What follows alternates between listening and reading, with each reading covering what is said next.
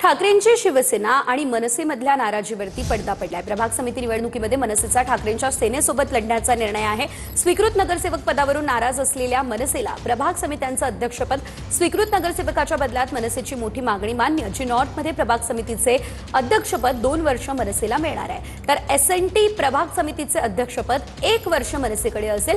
F साऊथमध्ये देखील 1 वर्ष मनसे प्रभाग समितीच्या अध्यक्षपदी असेल। पी पूर्व आणि पूर्व पश्चिम या प्रभागामध्ये देखील 1-1 वर्ष मनसे प्रभाग समितीच्या अध्यक्षपदी असणार आहे।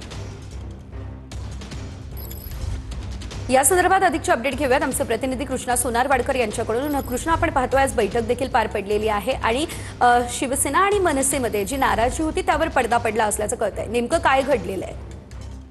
सजेल, आपण पाहतोय की सकाळपासून मॅरेथॉन बैठक या संदर्भात पार पडत आहेत। सकाळी सुद्धा ठाकरे गटाचे खासदार संजय राऊत हे राज ठाकरेंच्या भेटीला आलेले होते आणि त्यानंतर मनसेच्या सगळ्या नेत्यांची, त्याचबरोबर वरुण सरदेसाई जे ठाकरे गटाचे नेते आहेत त्यांच्यामध्ये आता एक महत्त्वपूर्ण बैठक पार पडली आणि या प्रभाग समित्यांच्या निवडणुकीमध्ये कशा पद्धतीनं सामोरं जायचं यावरती आता शिक्कामोर्तब झालेला आहे। तटस्थ असलेल्या मनसेनं आता आपली भूमिका बदललेली आहे, कारण मनसेच्या ज्या काही मागण्या होत्या त्या प्रभाग समित्यांचं काही वर्ष अध्यक्षपद वेगवेगळ्या प्रभागांमध्ये मिळावं अशी मनसेने जी काही मागणी लावून धरलेली होती ती ठाकरे गटानं आता मान्य केलेली आहे, कारण स्वीकृत नगरसेवक पदावर विचारात घेतलं नाही। धन्यवाद दिलेल्या सर्व सविस्तर अपडेटसाठी।